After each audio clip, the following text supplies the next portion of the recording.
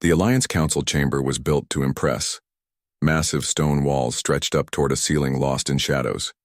The air was thick and hot, filled with gases that would kill most species in minutes. Around the circular table sat the most dangerous beings in the galaxy. Admiral Voss shifted his massive reptilian frame in his chair. His dark scales caught the red light from the lava flows visible through the chamber's windows. As leader of the Kravex people, he had survived the volcanic Deathworld of Magna Prime. Nothing scared him anymore. Or so he thought. General Nyx clicked her sharp claws against the metal table. Her insect-like eyes never blinked as she studied the holographic display floating above them. The Thrix warrior had crawled out of poison gas swamps that dissolved metal. She knew what real danger looked like. 12 species made up the Deathworld, Alliance. Each came from planets that would terrify normal civilizations. They had earned their place through blood, pain, and the simple fact that they refused to die when the universe tried to kill them. "Show us this new world again," Admiral Voss said. His voice was like grinding rocks. The hologram changed. A blue and green planet appeared, slowly rotating in the dim light. It looked almost peaceful. Almost. "The humans call it Earth," said Dr. Keth, the Alliance's chief scientist. His gray skin was covered in scars from radiation burns. "Our sensors show it as a Class 9 Deathworld." General Nyx leaned forward. "Class 9? That's impossible. Nothing intelligent could evolve on a Class 9. "That's what we thought too," Dr. Keth replied. He touched a control and the hologram zoomed in. "But look at this."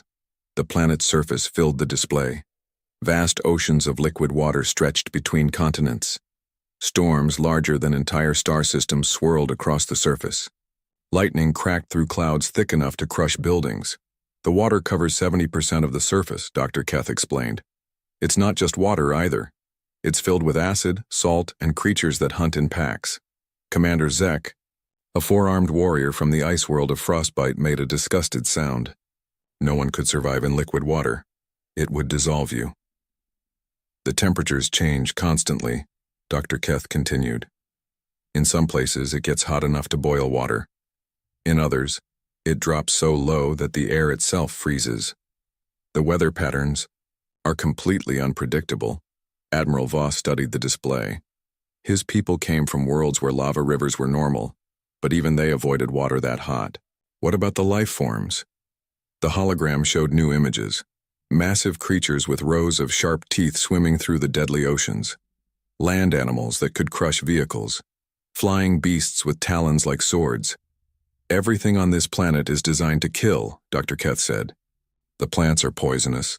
The animals hunt in coordinated groups. Even the insects can deliver fatal stings." "And humans live there?" General Nyx asked.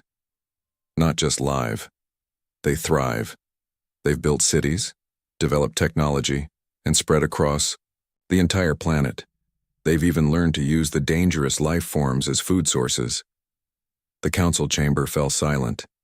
These were beings who had survived the worst worlds in the galaxy. They understood what it meant to fight for survival every day, but Earth sounded worse than anything they had ever faced. "How many of them are there?" Admiral Voss asked. "Over 7 billion. Commander Zek's four eyes widened. "Billion? That's more than the entire Alliance population."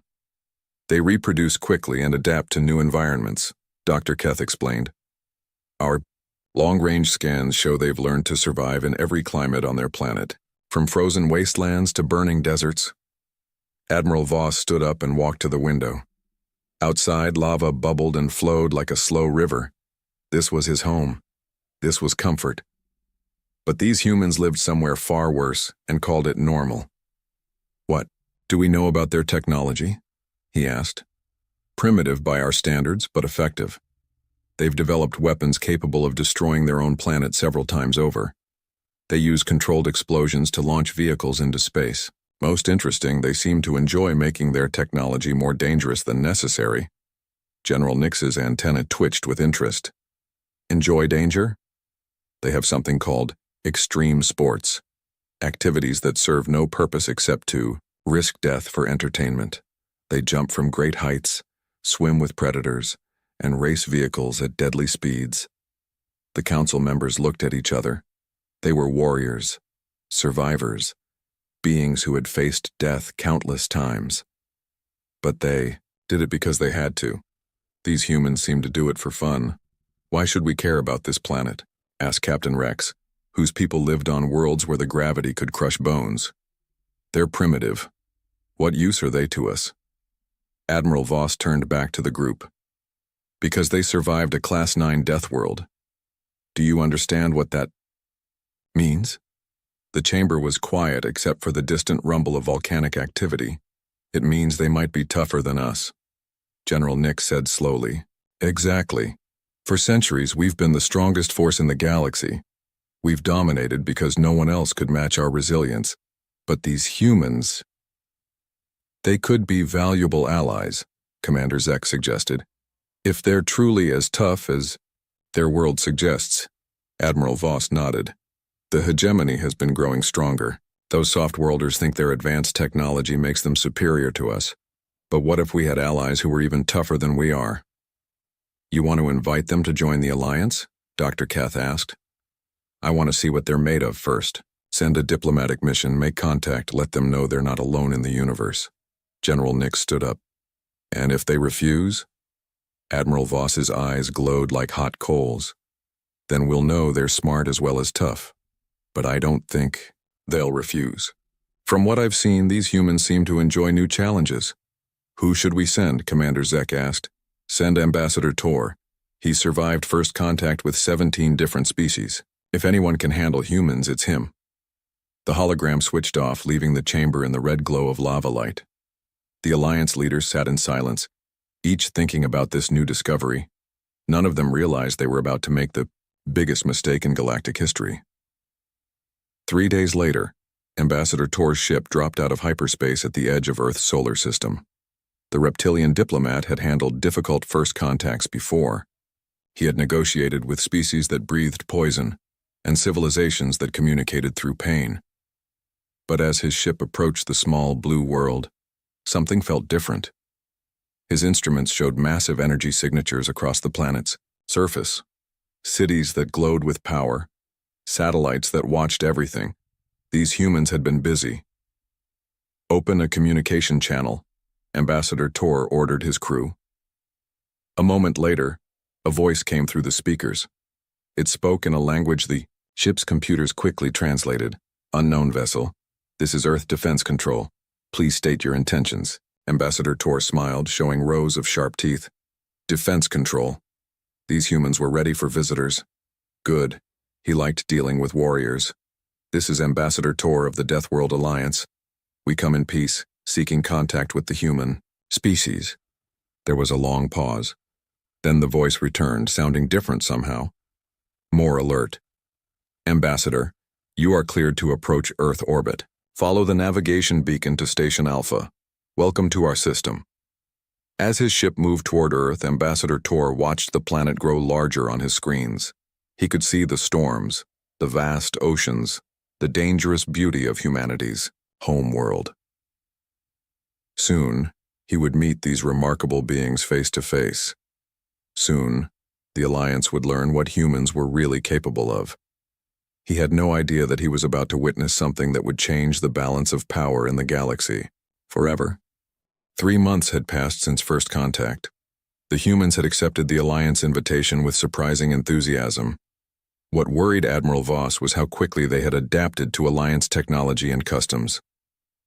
Captain Alex Rivera stood in the transport bay of Titan Base, the Alliance's main military station. She was the first human to serve on an Alliance vessel. Her dark hair was tied back in a simple knot, and she wore the standard Alliance uniform without any breathing equipment. The atmospheric mixture won't hurt you? Asked Lieutenant Torx, a young Kravex officer. His scales were still bright green, showing his inexperience. Most species needed full environmental suits to survive on Titan Base. Alex took a deep breath of the thick, chemical-heavy air. It's a bit stuffy, but not bad. Reminds me of Mexico City on a smoggy day. Lieutenant Torx didn't understand the reference, but he made a note in his report. The humans seemed to treat dangerous environments like minor inconveniences down in The research labs Dr. Lisa Park was causing similar concerns. The human scientist worked alongside Dr. Keth, studying samples of crystalline formations from the toxic world of Venom Prime. "You should wear protective gloves," Dr. Keth warned as Lisa reached for a sample container. "Those crystals release acid vapors that can dissolve metal." Lisa paused and looked at the container. Then she opened it and carefully lifted out a crystal with her bare hands.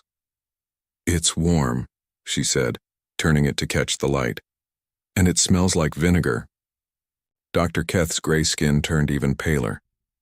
"You can smell it. Those vapors should have burned your nasal passages." "Humans have a high tolerance for acidic substances," Lisa explained, setting the crystal down gently. "We actually consume mild acids for pleasure. We call them pickles." "You eat acid for fun?" Dr. Keth asked weakly. "Among other things, we also drink ethanol, which is technically poison, and we add capsaicin to our food, which is a chemical weapon that plants use to stop animals from eating them." Dr. Keth made several urgent notes.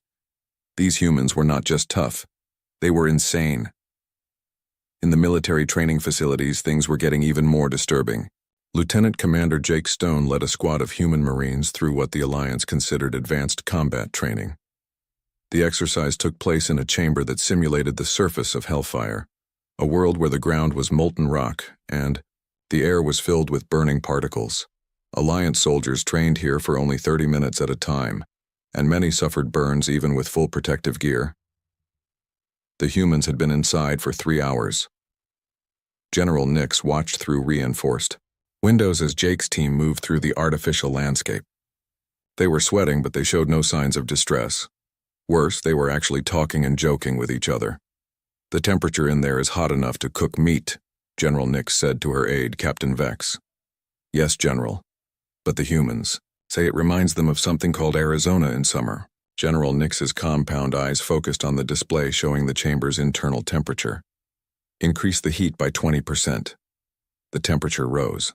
The humans noticed, but they simply removed their outer uniform jackets and continued the exercise. 30% more, General Nix ordered. Now the humans were breathing harder, but they were still moving normally. Jake Stone actually smiled as he climbed over a pile of simulated burning rocks. "General," Captain Vex said quietly, "if we increase it more, we'll exceed safety limits for Alliance species." General Nix stared at the humans. They were operating in conditions that would kill most Alliance soldiers, and they were treating it like a mild workout. That evening, the Alliance command staff held an emergency meeting in Admiral Voss's private office. The room was smaller than the main council chamber, but just as intimidating. Weapons from a dozen worlds hung on the walls, trophies from centuries of warfare. "The integration is proceeding too smoothly," Admiral Voss said, pacing in front of a window that showed the gas giant Titan base orbited. "I expected problems, cultural conflicts, adjustment difficulties. The humans are adapting faster than any species we've encountered," reported General Nix.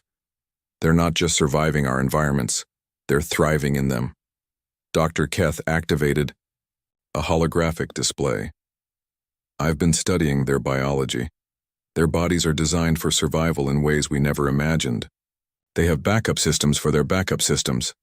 "Explain," Admiral Voss said. "Take their circulatory system. If major blood vessels are damaged, smaller ones can expand to maintain flow. Their bones can heal themselves. Their brains can actually rewire around damaged areas." Commander Zek, attending by hologram from his ship, raised one of his forearms. "That's standard for most species. Not to this degree. Humans can survive losing significant portions of their organs. They can function with half a brain, 1 lung, 1 kidney. Some can even survive having their heart stopped for several minutes." The room fell silent. These beings had spent their lives fighting for survival, but they had limits. Everyone had limits. "There's more," Dr. Keth continued. "Their psychological makeup is equally unusual. They have something called stress response. When faced with danger, their bodies release chemicals that make them stronger, faster, and more alert. All species have fear responses," General Nix said. "This isn't fear, it's the opposite. The more dangerous a situation becomes, the better they perform." We've been observing Lieutenant Commander Stone's team. Their accuracy and coordination actually improve under extreme stress. Admiral Voss stopped pacing. Show me the combat simulation data. The hologram changed to show performance charts. Red lines indicated Alliance soldiers' abilities under stress, steady at first, then declining as conditions worsened. Blue lines showed human performance, rising steadily as danger increased. This is impossible, Commander Zek said. No species gets better in worse conditions. Humans do, Dr. Keth replied. And there's something else. They seem to enjoy it. Enjoy combat? Admiral Voss asked. Enjoy challenge. I've been monitoring their conversations. When the training gets more difficult, they become more enthusiastic. They use phrases like, now it's getting interesting, and finally something fun. General Nix's antennae twitched nervously. Fun? They think combat training is fun? According to Dr. Park, humans have entire industries devoted to artificial danger. They pay money to be frightened, to face simulated threats, to test their limits against imaginary enemies. Admiral Voss sat down heavily in his chair. His people had fought for survival on volcanic worlds, but they had never enjoyed it. Survival was serious. Survival was work. What about their social behavior, he asked. Cooperative beyond anything we've seen, Dr. Keth replied. But also competitive. They work together perfectly, but they also constantly try to outperform each other. It's like they're competing to be the best at cooperation. That makes no sense, Commander Zek said. It does to them. Watch this. The hologram showed footage from the training facility. Human soldiers were helping each other through obstacles, sharing equipment, covering each other's weaknesses.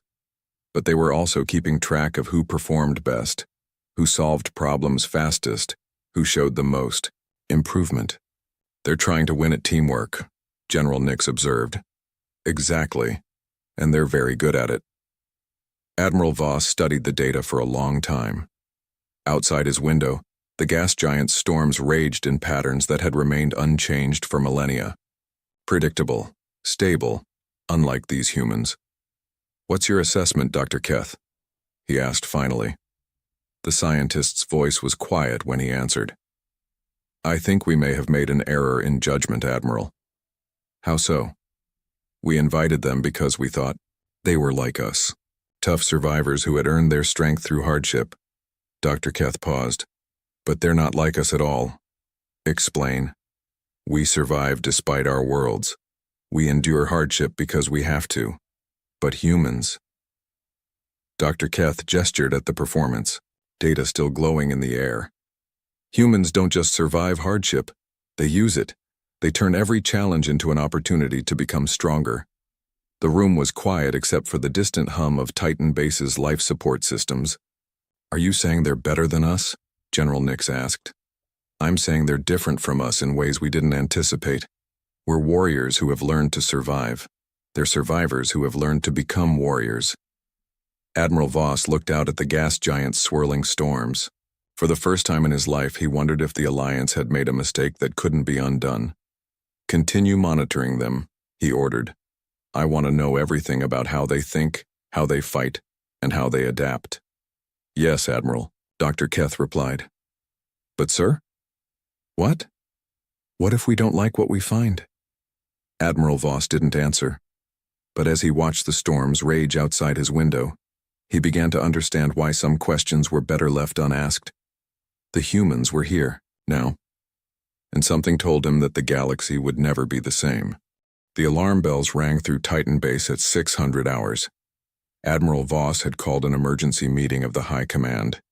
In the main briefing room, holographic displays showed star maps filled with red warning markers.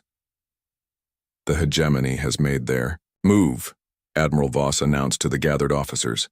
His massive form cast shadows across the room as he gestured at the displays. Their fleets are massing at the neutral zone. General Nix studied the tactical information. How many ships? 3,000 vessels, more than we've ever seen them deploy at once. Admiral Voss touched a control and the display zoomed in on specific fleet formations. They have new weapons. Our scouts report energy signatures we don't recognize. Commander Zek's image flickered as his hologram stabilized. The soft worlders are finally showing their teeth. What's our response? We fight as we always have, General Nick said. The Alliance has never backed down from the hegemony. This time might be different, Dr. Keth warned from his position at the science station. Intelligence suggests they've developed weapons specifically designed to counter our natural advantages. Admiral Voss nodded grimly. Which brings us to our new allies. He looked around the room. The humans have been with us for 3 months. It's time to see what they can really do. You want to test them in combat? General Nix asked. I want to test them in simulation first. If war comes, I need to know if they're assets or liabilities. 2 hours later, Colonel Mike Foster stood in Simulation Bay 7 with his team of 12 human Marines. The bay was the size of a small city, capable of creating perfect recreations of any battlefield in Alliance history. Colonel Foster was a calm man with gray hair and steady eyes. He had served in 3 wars on Earth before joining the Alliance exchange program. His team trusted him completely. Watching from the observation deck, Admiral Voss felt nervous for the first time in decades. Show them the Battle of Korvax Prime, he ordered. The simulation bay transformed. Artificial gravity fluctuated to match the high-gravity world where the Alliance had fought their greatest victory. The air became thick with toxic particles. The ground turned into sharp crystal formations that could cut through armor. This is our most difficult combat scenario, General Nix explained to the other observers. It recreates the battle where we lost 60% of our forces but still achieved victory. And you're testing humans with it? Asked Captain Vex. The Colonel requested our most challenging simulation, Admiral Voss replied. Let's see if he regrets that request. Down in the simulation, Colonel Foster surveyed the battlefield. Enemy. Positions appeared as holographic markers scattered across the crystal landscape. His objective was simple: capture the central command post within 2 hours while under constant enemy fire. This is interesting, he said to his team over the comm system. Tactical assessment? Sergeant Bill North, his second-in-command, studied the terrain through his visor display. Gravity's about twice Earth normal. Air's toxic but manageable with filters. Ground cover is minimal. Enemy positions? Foster asked. 47 defensive points overlapping fields of fire. Classic fortress setup. Corporal Dave West, their demolitions expert, grinned behind his helmet. They've got us outnumbered 8-1. Standard Tuesday then, Foster replied calmly. Up.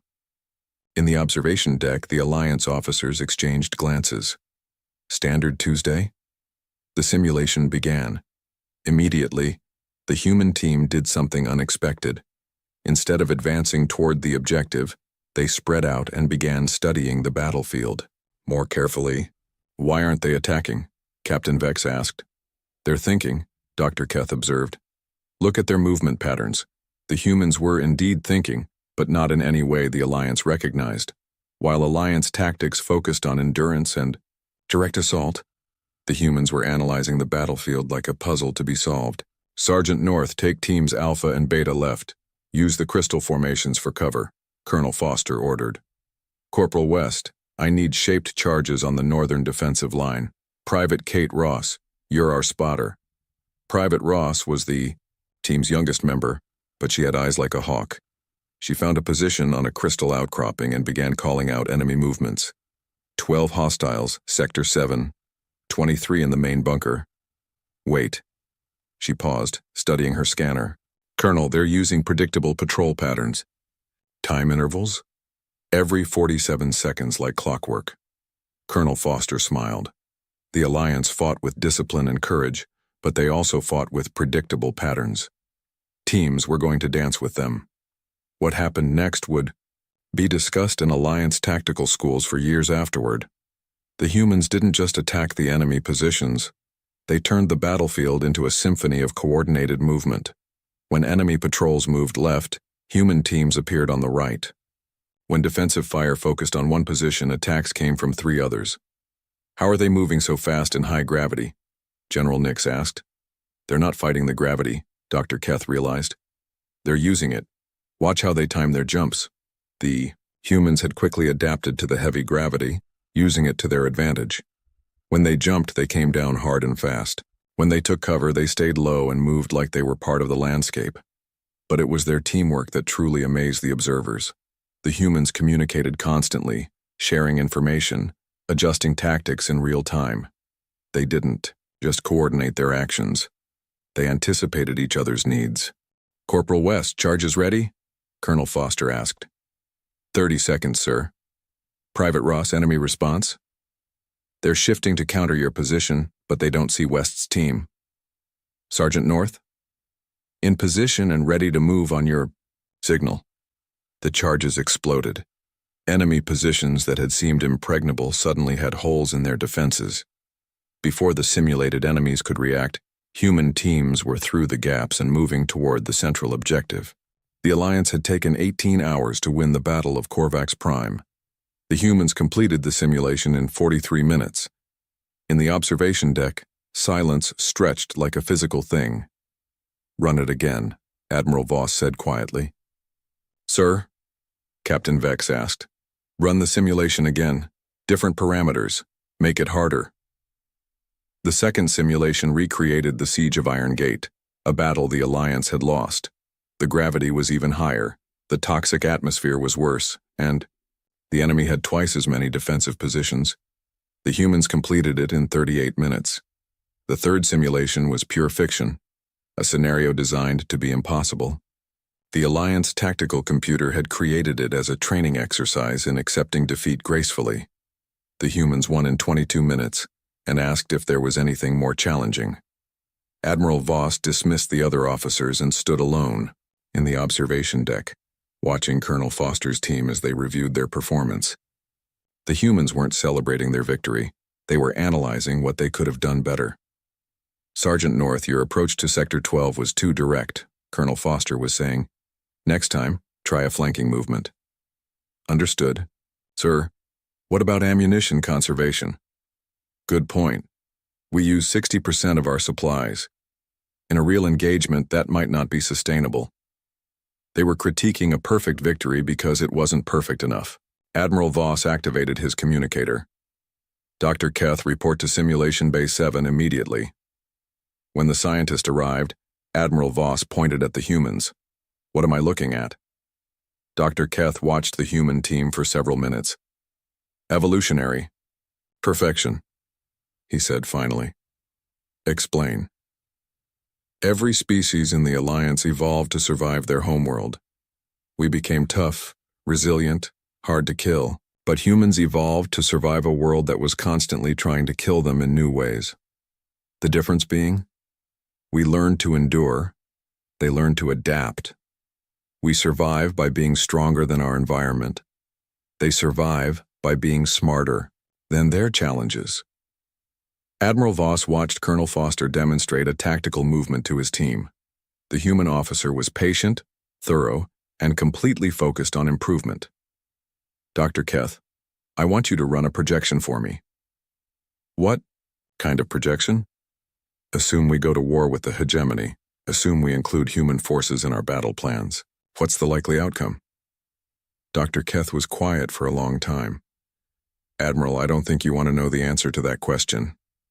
Tell me anyway." "We would win. Decisively. Probably within the first month of fighting." Admiral Voss should have felt relief. Instead, he felt cold fear spreading through his chest. "And after we win?" "After we win, we would have a galaxy where the most effective military force is a species that treats warfare like a logic puzzle and gets better every time they fight." Down in the simulation bay, Colonel Foster was setting up another training exercise. His team gathered around him, eager to face new challenges, ready to turn any obstacle into an opportunity for improvement. Admiral Voss realized that the Alliance had created something they couldn't control. They had invited humans to join them as junior partners, but partners who could outfight the Alliance's greatest enemies weren't going to stay junior for very long. "Cancel all further testing," Admiral Voss ordered. "Sir?" "We've seen enough, more than enough." He turned away from the observation. window. And Dr. Keth? Yes, Admiral. Not a word about this to the Council. Not yet. As Admiral Voss left the simulation bay, he carried with him the knowledge that would soon change everything. The Alliance had wanted strong allies. Instead, they had found their replacements. The war began without warning. Hegemony fleet struck 3 Alliance border worlds simultaneously, their new weapons cutting through defensive positions like they were made of paper. Within 6 hours, 2 million Alliance citizens were dead. Admiral Voss stood in the command center of his flagship, the Eternal Flame, watching reports stream in from the front lines. The massive dreadnought was 3 kilometers long and bristling with weapons that could crack planets. But even the mightiest ship felt small when facing total war. "Sir, we're getting confirmation from the Outer Rim," reported Captain Vex. "Hegemony. Forces have taken the Arcturus system. No survivors." General Nix's hologram flickered into view. "They're using some kind of focused energy weapon. It bypasses our armor completely. Our toughest ships are dying like insects." Admiral Voss felt something he hadn't experienced in decades. Genuine fear. Not fear of death, which was always possible in war, but fear of defeat. Fear that the Alliance might actually lose. "What about human forces?" he asked. "Are they ready to deploy?" "Colonel Foster has been requesting combat assignment for the past week," General Nix replied. "His Marines are ready. But Admiral, after what we saw in the simulations..." "I know," Admiral Voss cut her off. "But we need every advantage we can get. Deploy them to the Nexus Station front." Nexus Station was a critical supply hub located at the crossroads of 3 major hyperspace routes. If it fell, the Hegemony could cut Alliance territory in half. Traditional Alliance tactics would have stationed their toughest warriors there for a grinding defensive battle. The humans had other ideas. Captain Ryan Walsh commanded the human forces at Nexus Station. He was younger than Colonel Foster, but had earned his rank through 3 brutal campaigns on Earth. His unit consisted of 200 Marines who had volunteered for the most dangerous assignments the Alliance could offer. When the Hegemony attack fleet arrived at Nexus Station, they expected to face the same kind of defense they had easily broken at other Alliance worlds. Instead, they found something that shouldn't have been possible. The station was empty. "Sir, we're detecting no defensive positions," reported the Hegemony fleet commander to his superior over subspace radio. "No ships, no weapons platforms, no personnel. It's like they abandoned it." "Impossible," came the reply. "Nexus Station is too important. It must be a trap. What are your orders?" "Take the station, but be careful." The Hegemony fleet moved forward cautiously. Their ships were sleek and elegant, built for speed and precision rather than the brutal durability of Alliance vessels. They approached Nexus Station with weapons ready, expecting an ambush that never came. They docked with the station and began sending boarding parties. The corridors were empty, but the lights were still on. Life support was running normally. Everything suggested a hasty evacuation. That's when Captain Walsh sprung his trap. The humans hadn't abandoned Nexus Station. They had turned it into a weapon now, Walsh said quietly into his communicator. Throughout the station, hidden charges exploded.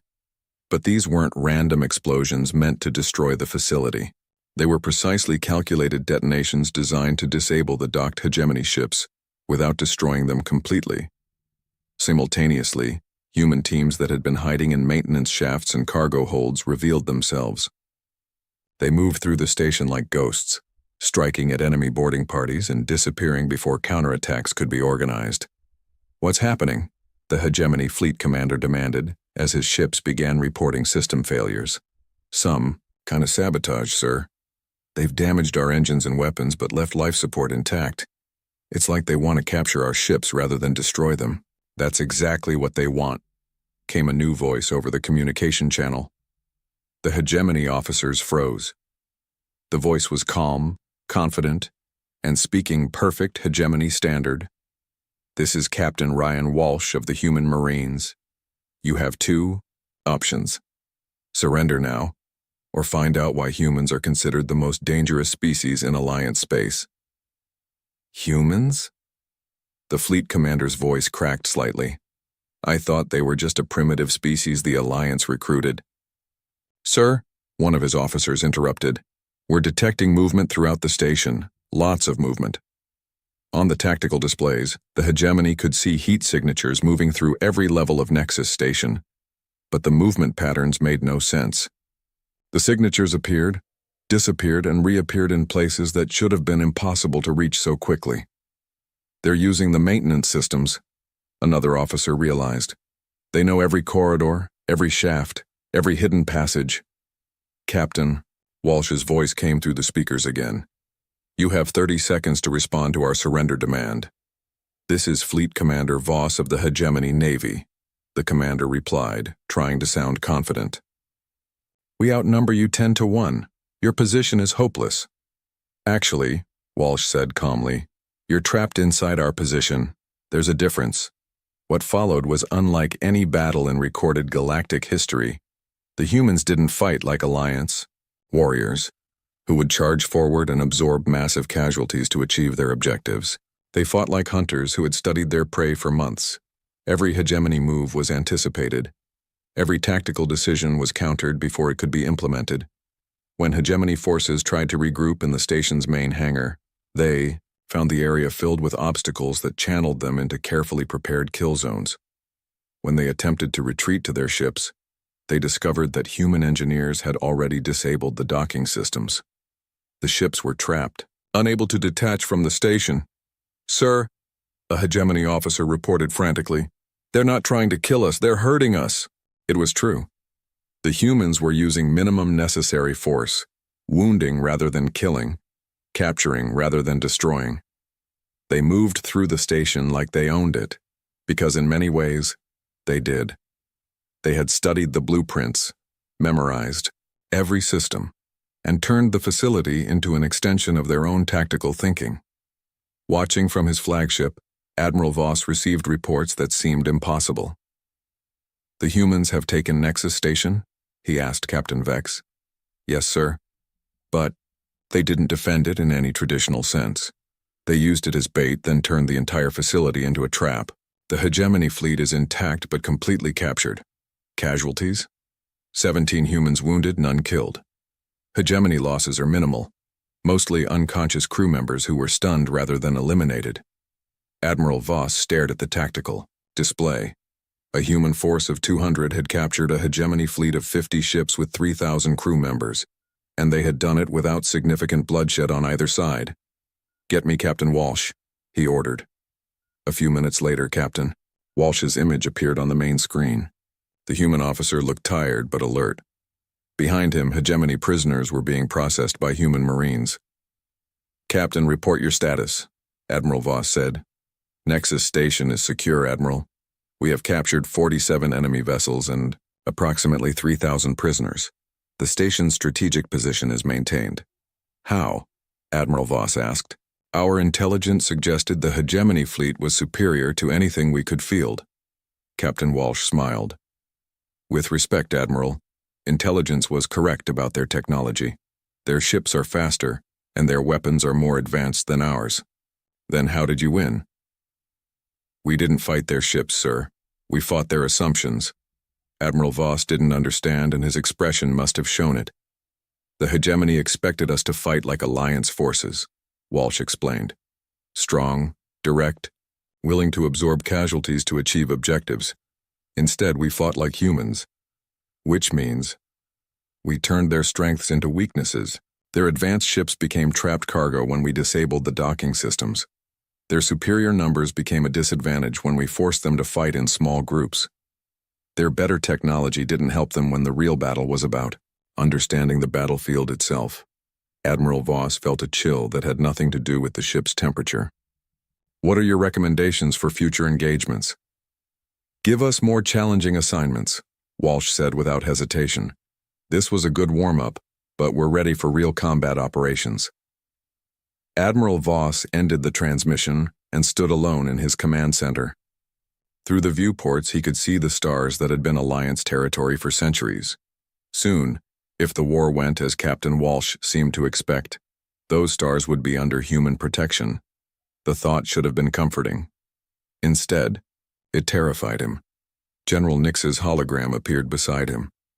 "Admiral, we're receiving surrender communications from Hegemony High Command. They want to open peace negotiations immediately." "They're surrendering?" The war just started. Apparently, news of the Nexus Station battle has reached their leadership. They are requesting terms. Admiral Voss understood. The Hegemony had seen what humans could do with minimal resources and limited support. They were intelligent enough to realize what would happen if humans were given the full backing of the Alliance war machine. "Schedule the negotiations," he ordered. "And General?" "Yes, Admiral? Make sure the human representatives are present. It seems our new allies will be doing most of the talking from now on." As General Nix's hologram faded, Admiral Voss realized that the war was over before it had truly begun. The Alliance had won. But the victory belonged to humanity, and that changed everything. 6 months after the Hegemony surrender, Admiral Voss walked through the corridors of Titan Base and no longer recognized his own command. The walls still bore the same volcanic stone. The air still carried the familiar scent of sulfur and metal. But everything else had changed. Human efficiency had infected every system. Where Alliance personnel once took 3 hours to complete routine maintenance, mixed human-alien teams finished the same work in 45 minutes. Where supply requisitions used to require 5 different approvals, humans had streamlined the process to one signature with better security than the old system. They hadn't demanded these changes. They had simply started doing things better, and everyone else had naturally followed their lead. Admiral Voss paused outside the medical bay and watched through the transparent aluminum windows. Dr. Lisa Park was teaching a class to Alliance medical personnel. The human doctor had revolutionized their approach to trauma treatment by applying what she called combat medicine principles. "The key is to treat the injury like an enemy that must be defeated," she was explaining to her mixed species audience. "Don't just repair the damage. Understand why it happened and prevent it from happening again." Dr. Keth, once the Alliance's chief medical researcher, now served as her assistant. The gray-skinned scientist hung on her every word like a student, learning from a master. Admiral Voss continued walking.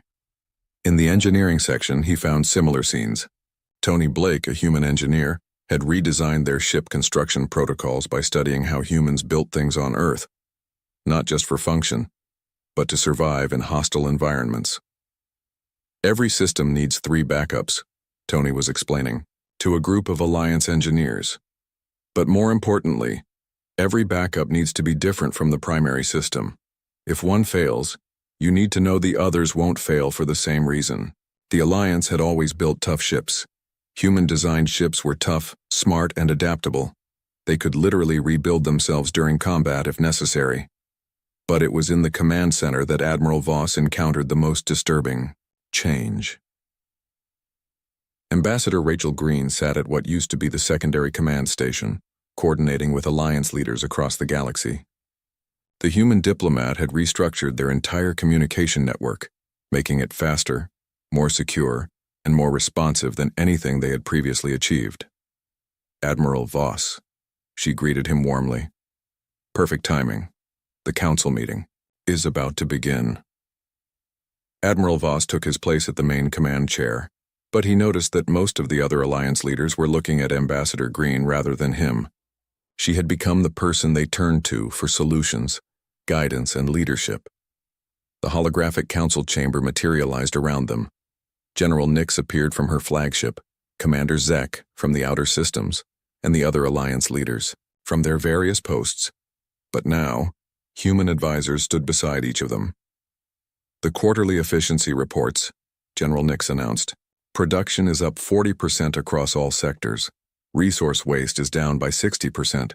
Response times for military operations have improved by 70%. "Excellent news," Admiral Voss said, but the numbers didn't make him happy. They terrified him. "There's more," Commander Zek added. "The new human-designed training programs have reduced injury rates by 80%, while improving combat effectiveness by 50%. Captain Vex, Admiral Voss's own aide, cleared his throat. "Sir, there's something else we need to discuss." "What?" "Recruitment numbers. Every species in Alliance space is requesting human advisors. The waiting list for human-led programs now extends for 2 years. Admiral Voss felt a cold weight in his stomach. And human population numbers? Ambassador Green answered smoothly. Growing steadily. Human families are adapting well to life throughout Alliance space. Birth rates are up, and our children are being raised in integrated communities across 12 different worlds. How many humans are there now in Alliance space? Approximately 2 million, with another million expected to arrive in the next year as Earth continues its colonization program. Admiral Voss did quick mental calculations. In less than a year, humans had gone from being rare curiosities to comprising nearly 10% of the Alliance's total population. At this rate, they would be the majority within a decade. What about Earth itself? He asked. Still growing, Ambassador Green replied. Current population is approaching 8 billion. They're very interested in establishing trade relationships with Alliance worlds. 8 billion. The Alliance's total population, across 12 species, was only 30 million. Earth alone had more people than the rest of the Alliance combined. After the meeting ended, Admiral Voss found himself alone with General Nix's hologram. "We need to talk," he said quietly. "I was hoping you'd say that," General Nix replied. "Private channel?" Admiral Voss activated the security protocols. "What's your assessment of the current situation?" "Honestly, we're being replaced. Not conquered, not defeated, just made obsolete." "Explain." General Nix's image flickered as she organized her thoughts.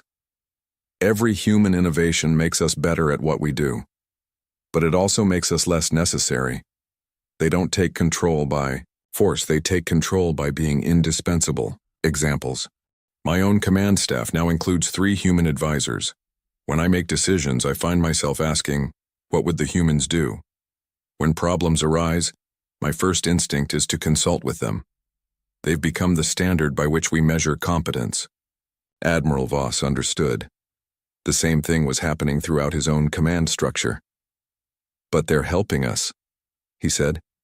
"Our efficiency is up, our casualty rates are down, our technology is improving." "That's exactly the problem," General Nix replied. "We're becoming dependent on their help. And dependence becomes subordination, even when nobody intends it." Admiral Voss walked to his viewport and looked out at the stars. "What's the alternative? They haven't threatened us. They haven't made demands. They're model citizens and allies." "I know. That's what makes this so terrifying." That evening, Admiral Voss visited the station's recreation area. Human families were there, children playing games that looked like military training exercises. Alliance young ones joined in eagerly, learning human games, human strategies, human ways of thinking. He watched a human child, no more than 8 years old, teach a group of young Alliance members how to play something called Capture the Flag. The rules were simple, but the strategy was complex.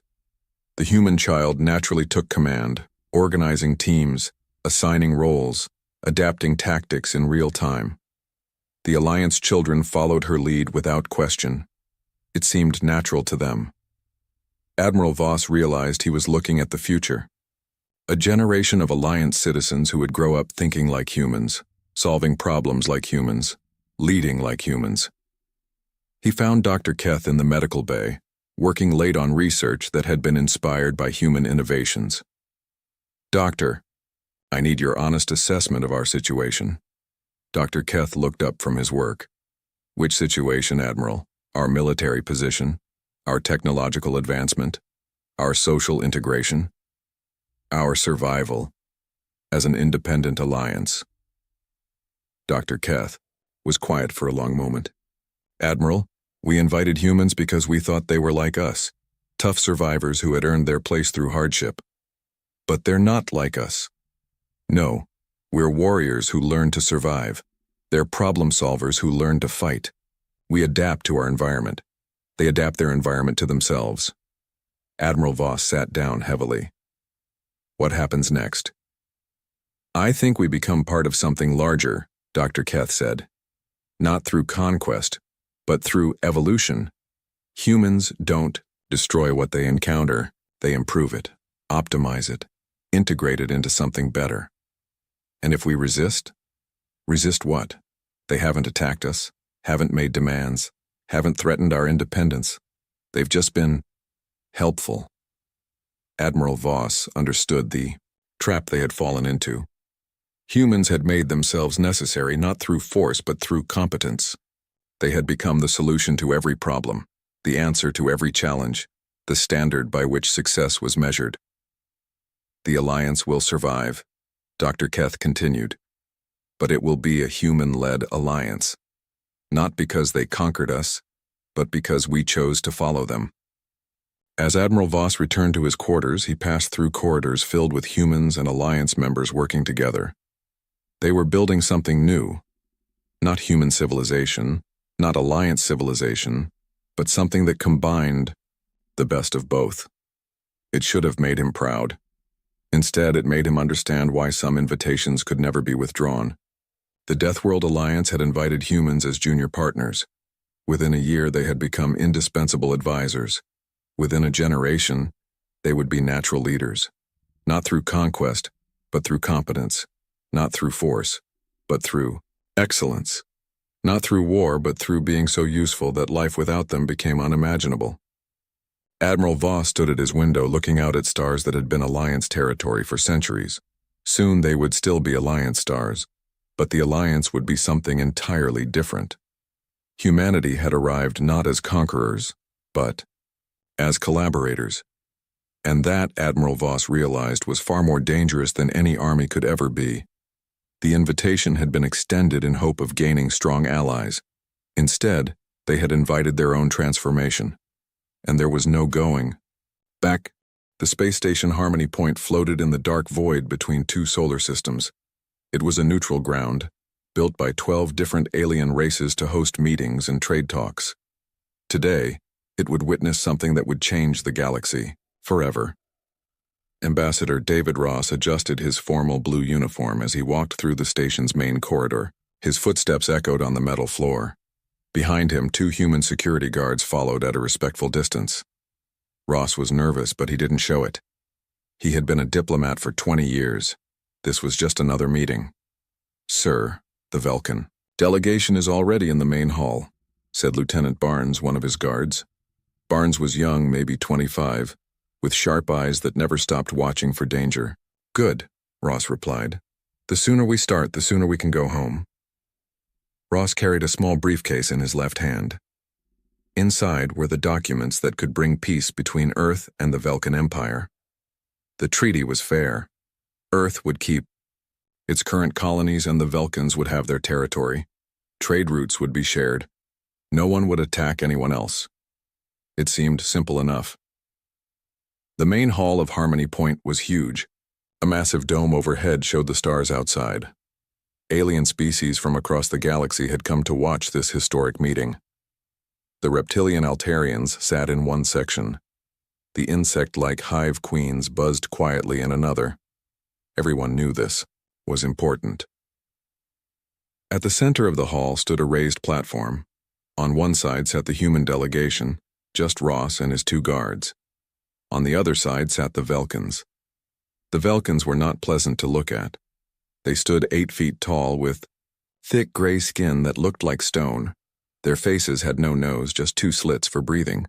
Their eyes glowed red in the dim light. Each Vulcan wore heavy armor decorated with the bones of their enemies. War Prime Thok was their leader. He was bigger than the others, with scars covering his face and arms. Those scars were marks of honor in Vulcan culture. The more scars you had, the more battles you had won. "Ambassador Ross," Thok spoke in broken English. His voice was like grinding rocks. "You bring treaty?" "Yes, War Prime," Ross replied politely. He opened his briefcase and pulled out the documents. "This agreement will benefit both our peoples. Trade, peace, and mutual respect." Thok looked at the papers but didn't touch them. Instead, he stood up slowly. His armor made loud clanking sounds as he moved. "Humans think they are smart," Thok said loudly so everyone in the hall could hear. "You think words on paper mean something. You think we care about your weak ideas." Ross felt his heart skip a beat. This wasn't going as planned. War Prime, surely we can discuss. No, Thok roared. The sound echoed through the hall. There is nothing to discuss. Humans are weak. You send one old man with papers instead of warriors. This shows us what you really are. Lieutenant Barnes stepped forward, his hand moving toward his weapon. Sir, I think we should leave. But it was too late. Thok pulled out a massive curved blade from his belt. The weapon was 3 feet long and covered in strange alien writing. The other Velkans stood up as well, all drawing their weapons. In Velkan culture, Thok announced to the watching crowd, we have a saying, words are for the weak, action is for the strong. Today, I will show the galaxy what happens to those who think they can bargain with the Velkan Empire. Ross raised his hands. Please, there's no need for violence. We can work this out. Violence. Thok laughed, a horrible sound like breaking glass. This is not violence. This is a lesson. The alien spectators began to murmur nervously. Some started to leave their seats. The Altarian Elder Voss stood up and spoke in his deep, wise voice. War Prime Thok, this breaks all laws of diplomatic immunity. Ambassador Ross is here under the protection of— Silence! Thok pointed his blade at the Elder. Your ancient laws mean nothing. Today, new rules begin. Ross looked around desperately. The exit was too far away. His guards were outnumbered, 10 to 1. The other alien species watched but did nothing. They were here to observe, not to fight. My death will not bring you what you want, Ross said quietly. Earth will not surrender because you kill one man. Thok smiled, showing teeth like broken glass. Earth will surrender when they see what we do to those who oppose us. Your people are soft. They live in comfort and safety. They have never known real war. One taste of Velkan strength and they will beg for mercy. You don't understand, Ross said, his voice steady despite his fear. You don't know what you're doing. I know exactly what I'm doing, Thok replied. I'm ending this charade. The blade came down fast. Lieutenant Barnes and Sergeant Cole, Ross's other guard, tried to help, but the Velkans were too quick and too strong. Within seconds, it was over. The hall fell completely silent. Ambassador David Ross, Earth's first interstellar diplomat, lay still on the cold metal floor.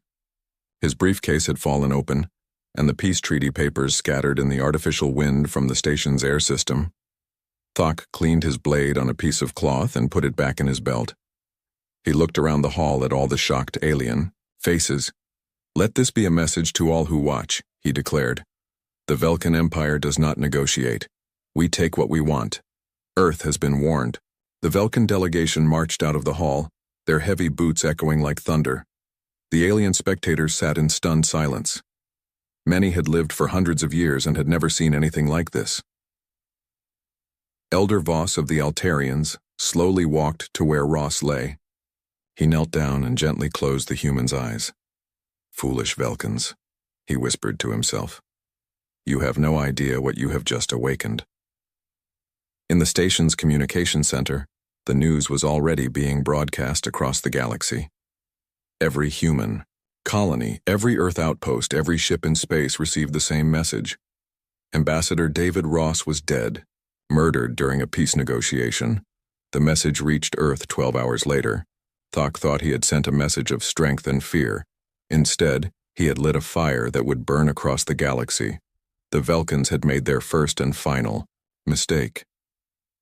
They had killed Earth's ambassador, and now they would learn why humans were the only species that brought their wars with them to the stars.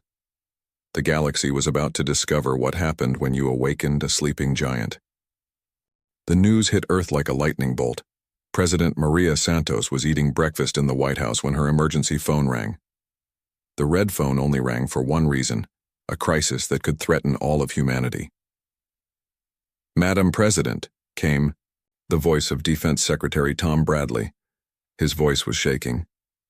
We need you in the Situation Room immediately. It's about Ambassador Ross.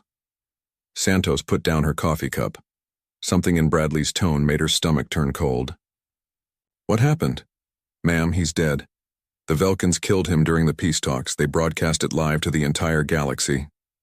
The president sat in silence for 5 seconds. Then she stood up, her face turning hard as stone.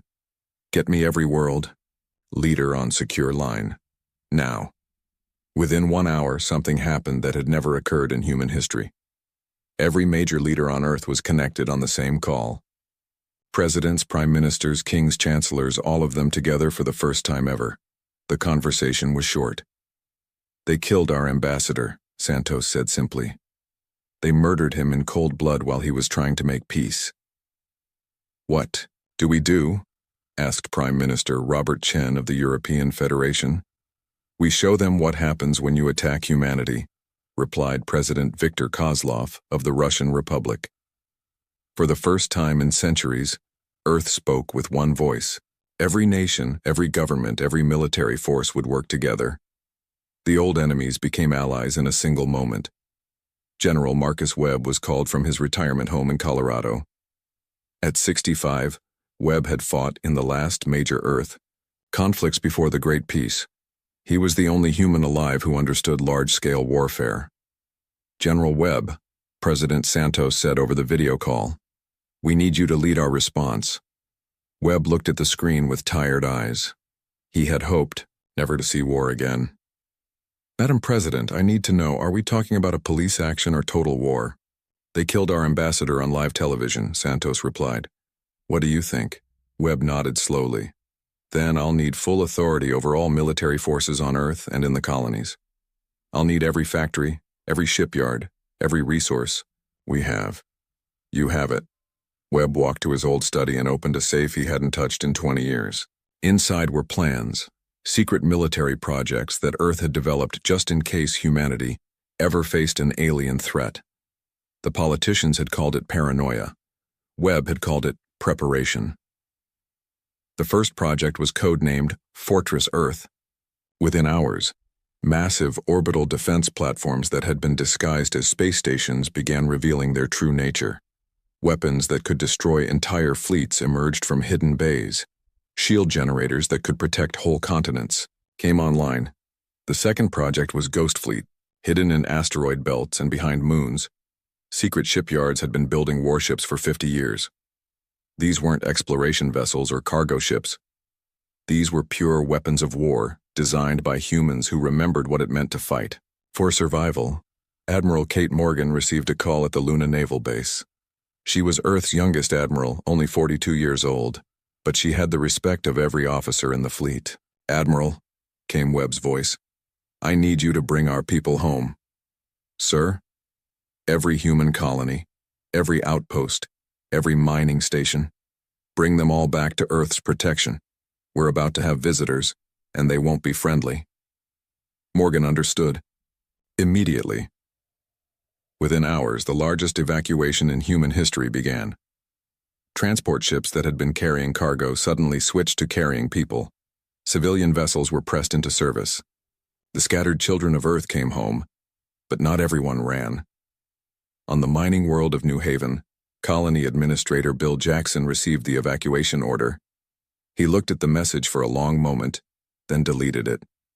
Chief, he called to his security head, a tough woman named Lisa Rodriguez. How many people want to leave? Rodriguez checked her list. About half, sir. The other half want to stay and fight. Jackson nodded.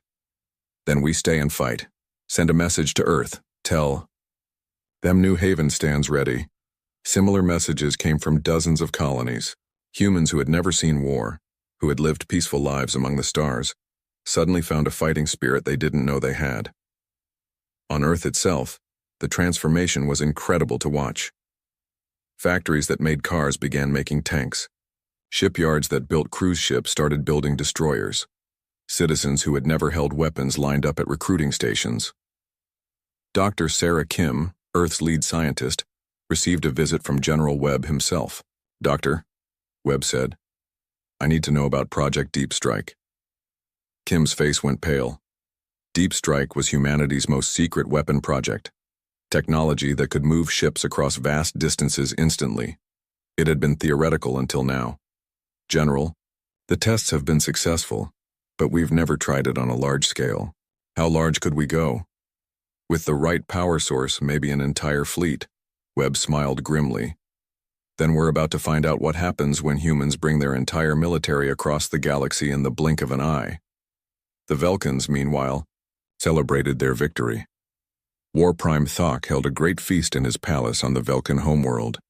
His generals praised him for showing strength to the weak humans. They will surrender within days, declared General Krex.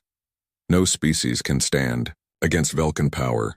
The humans are probably crying and begging for mercy right now, laughed another general. Thok raised his cup of victory wine.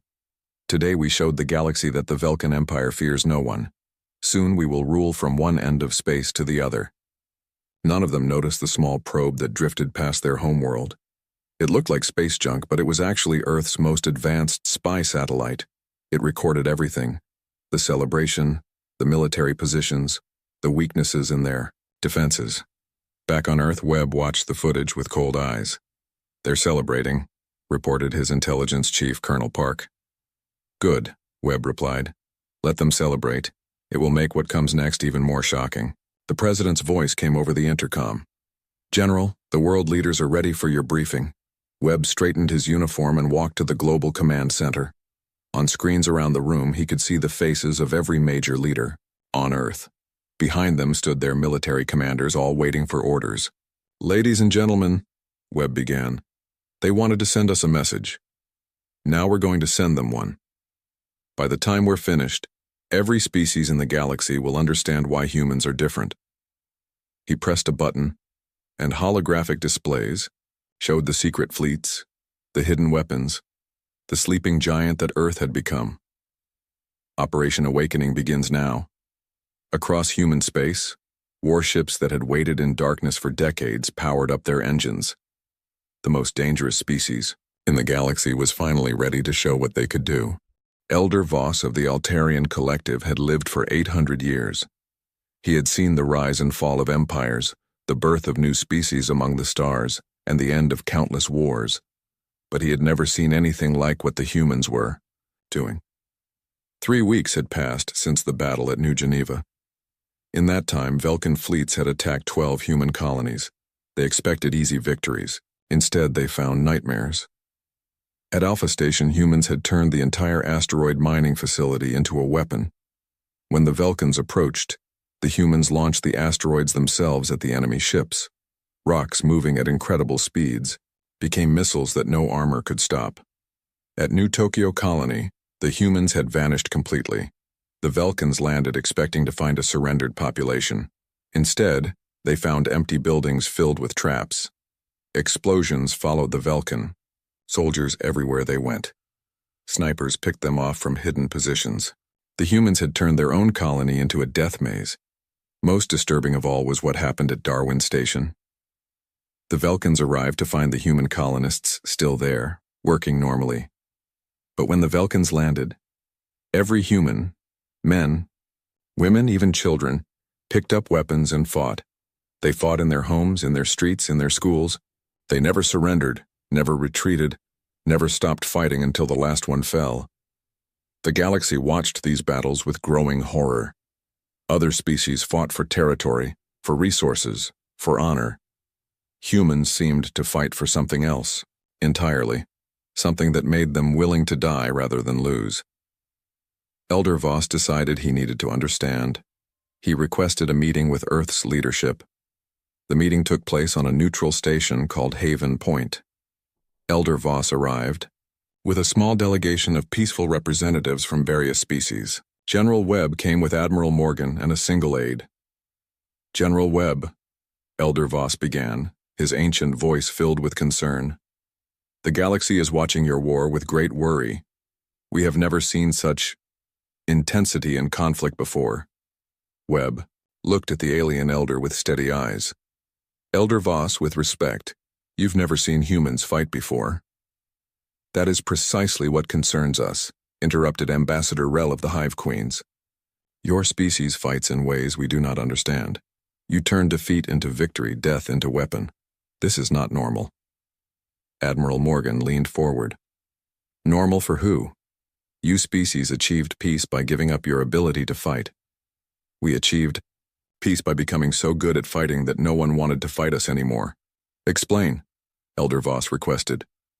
General Webb stood and activated a holographic display. It showed Earth's history, thousands of years of constant warfare.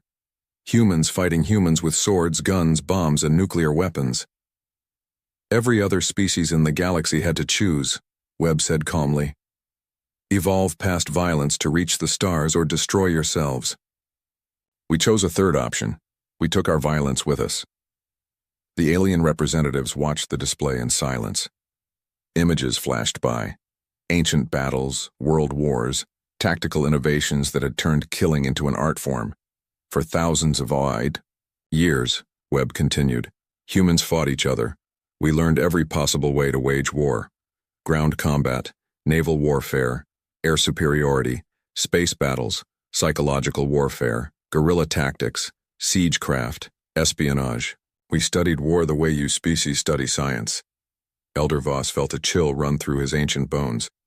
And now you use these skills against the Velkans. No, Webb said quietly. Now we use a tiny fraction of these skills. The Velkans think, they've seen human warfare, they've seen us playing with them. Ambassador Rel's insect-like features showed confusion. Playing? Admiral Morgan pulled up another display. It showed massive ships hidden throughout human space, vessels larger than anything the galaxy had ever seen. The ships fighting the Velkans are our patrol craft, she explained. Our destroyers and cruisers. We haven't used our battleships yet. We certainly haven't used our planet killers. Planet killers? Elder Voss whispered. Weapons designed to end entire worlds, Webb said matter-of-factly. We built them during our Cold War period, when 2 human nations had enough nuclear weapons to destroy Earth 10 times over. We kept building better ones just in case. The alien delegates sat in stunned silence. The idea of weapons that could destroy planets was beyond their understanding. Why are you telling us this? Elder Voss asked. Because we want the galaxy to understand something important, Webb replied. We don't want to conquer you. We don't want to rule over other species. We just want to be left alone to live in peace. Then why this terrible war? Because the Velkans killed our ambassador, Admiral Morgan said, her voice turning cold. They murdered a man who came in peace, who offered friendship and cooperation. They broadcast his death across the galaxy as a sign of their strength. Webb activated another display. This one showed Velkan worlds, their military bases, their fleet positions. Every detail was perfectly mapped. We've been watching them since the day they killed Ross, Webb said. We know where every Velkan ship is located. We know their supply lines, their weaknesses, their patrol schedules. We could end this war in a single day if we wanted to. Then why don't you? Elder Voss asked. Because we want the galaxy to understand the lesson, Webb replied. The Velkans thought humans were weak because we preferred peace to war. They were wrong. We prefer peace because we're very, very good at war. At that moment, Webb's aide handed him a communication device. He listened for a moment, then smiled grimly. Speaking of lessons, he said to the alien delegates, would you like to see what happens when humans stop playing? On the display, a live feed showed the Velkan fleet approaching the human colony of New Berlin, 50 Velkan warships, the largest force they had assembled yet. They expected to crush the human defenders and finally break Earth's spirit. Instead, they found something waiting for them that shouldn't have existed. A human dreadnought. The ship was massive, 3 miles long, covered in weapons that glowed with barely contained energy. It sat motionless in space like a sleeping giant. This is Admiral Kane of the Terran battleship Vengeance, came a calm human voice over the communication channel.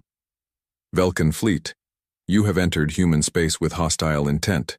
You have 1 chance to withdraw. The Velkan commander laughed over the radio. 1 ship against 50? You humans truly are insane. We're not insane, Admiral Kane replied. We're just very good at math. The Vengeance opened fire. What happened next would be talked about across the galaxy for generations. The human dreadnought didn't just fight the Velkan fleet, it dismantled them. Weapons that moved faster than light struck with surgical precision. Velkan ships exploded one after another, their shields and armor useless against technology they had never imagined. In 10 minutes, it was over. 50 Vulcan warships destroyed or disabled. The Vengeance didn't have a single scratch on its hull. Elder Voss stared at the display in shock. How is this possible? General Webb turned off the hologram. Elder Voss, your species learned to build faster ships, better computers, more efficient energy sources. We learned to build better weapons. Much better weapons. The galaxy must know about this, Ambassador Rell said nervously. The galaxy will know, Admiral Morgan agreed. That's the point. We want every species to understand that Earth offers friendship to those who come in peace. But to those who come in war, she gestured to the display showing the destroyed Vulcan fleet. Well, you've seen what happens to them. Elder Voss left the meeting with a heavy heart. He had come hoping to find a way to end the war. Instead, he discovered that humans were unlike any species the galaxy had ever encountered. They were the apex predators of space itself, and they had only just begun to hunt. The terrible truth was spreading across the galaxy. Humanity wasn't just another species among the stars. They were the species that would determine who else got to exist among the stars. And they were just getting started. War Prime Thok stood in his fortress on the Vulcan homeworld of Velkos Prime. Outside his window he could see the capital city burning. His empire was collapsing around him, and he finally understood the magnitude of his mistake. It had been 6 months since he killed Ambassador Ross. 6 months of watching his fleets disappear one by one. 6 months of learning what it meant to fight a species that had turned warfare into perfection. War Prime, his aide said nervously. Subprime Kell requests an audience. Thok snarled. Kell had been leading the opposition to the war from the beginning. The moderate faction believed they should surrender and beg for mercy. Thok still believed the Vulcans could win, but his confidence was cracking. Send him in. Subprime Kell entered the chamber. Unlike Thok, who was covered in battle scars, Kell was unmarked. He had won his battles with words, not weapons. His red eyes showed intelligence rather than rage. War Prime, Kell said calmly. The humans have sent us a message. Another demand for surrender? Thok growled. No, an invitation. Thok looked up surprised. What? Kell activated a holographic display.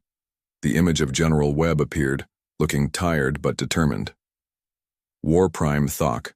Webb's recorded message began. Tomorrow at dawn, human forces will demonstrate our final capability. We call this Operation Last Chance. After you see what we can do, you will have one opportunity to end this war with honor. If you refuse, there will be no Vulcan Empire left to refuse anything. The message ended. Arrogant humans, Thok muttered, but his voice lacked its usual fire. The next morning, every sensor on Velkos Prime was pointed at the sky. The demonstration began at exactly dawn. First, the human fleet appeared. Not the small patrol ships the Vulcans had been fighting, but the true Earth Navy. Hundreds of massive dreadnoughts materialized from nowhere, surrounding the Vulcan homeworld completely. Each ship was larger than Thok's entire palace complex. Impossible, whispered General Krex, who had been watching from the military command center. Where did they all come from? The answer came from Admiral Morgan's voice, broadcast on all Vulcan frequencies. Greetings, Velkos Prime. What you see around your world is just the first wave of Earth's response fleet. We have similar forces surrounding every major Vulcan world simultaneously. On the planet's surface, panic began to spread. Citizens looked up to see the sky filled with alien warships, each one capable of destroying their entire civilization. But the humans weren't finished. Phase 2, Admiral Morgan announced. Suddenly, the planetary defense grid that protected Velkos Prime began shutting down. Weapons platforms that had never been touched by enemy forces simply turned off. Shield generators that protected major cities powered down. The communication networks that connected the military command fell silent. How? Thok roared at his technicians. How are they doing this? Colonel Lisa Park's voice came over the emergency channels. This is Colonel Park of Earth Special Operations. For the past 3 months, my teams have been on your world.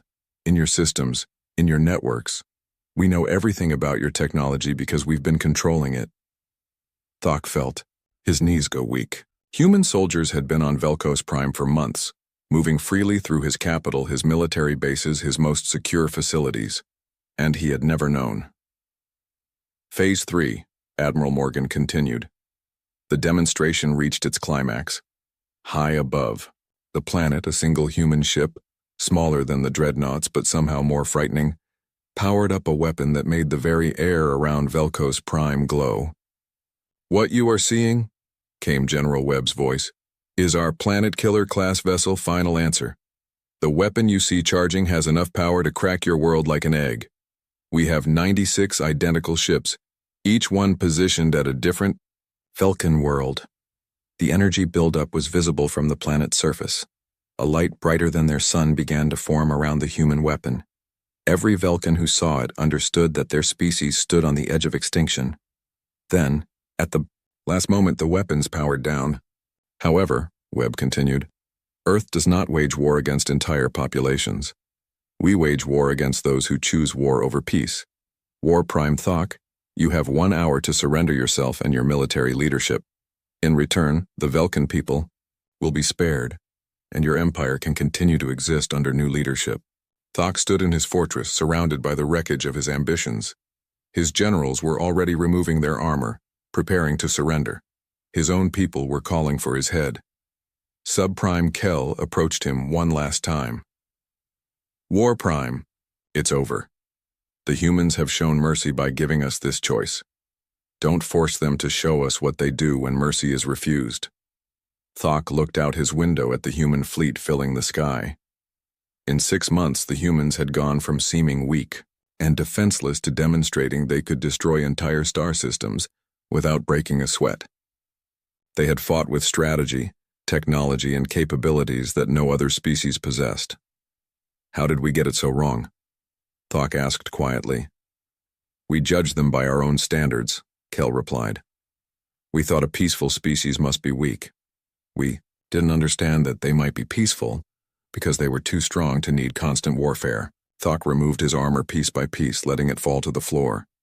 Each piece had been won in battle against other species who had challenged Velkan might. Now it all seemed meaningless. "I surrender," he said simply. The words were broadcast across the galaxy. The mighty Velkan Empire, conquerors of dozens of worlds, surrendered completely to a species they had dismissed as weak farmers and merchants. 1 week later, Subprime Kel stood where Thok had once ruled. The new Velkan leadership had signed a peace treaty with Earth, not just ending the war, but establishing humans as protectors of this region of space. Elder Voss of the Altarians attended the ceremony on Velkos Prime. He watched as General Webb and the new Velkan leaders signed the agreement that would reshape galactic politics forever. "General," Elder Voss said privately, "your species could rule the entire galaxy now. Why settle for peace?" Webb looked tired. The war had cost him greatly, even in victory. "Elder Voss, we never wanted to rule anyone. We just wanted to live in peace and be left alone. Now finally, we can. But surely other species will challenge you in time." Webb smiled sadly. "Elder, after what we've shown the galaxy, who would be foolish enough to try?" The ceremony concluded with a memorial for Ambassador David Ross. Representatives from across the galaxy attended, laying flowers at a simple monument erected in his honor. The inscription read, "He came in peace. He died for peace. He achieved peace." Admiral Morgan stood beside the memorial as the ceremony ended. "Think he would approve, sir?" she asked Webb. "I think Ross would be proud that his death prevented 1,000 wars," Webb replied. Sometimes the greatest diplomacy is showing exactly why diplomacy exists in the first place. As the delegates departed, the galaxy began a new era. Earth had become the ultimate peacekeepers, not through wisdom or negotiation, but through the simple understanding that some species are so dangerous that even their enemies prefer peace. The war was over. The real peace had just begun. And somewhere, in space, Ambassador David Ross's final mission was complete. He had brought peace to the galaxy after all, just not in the way anyone expected.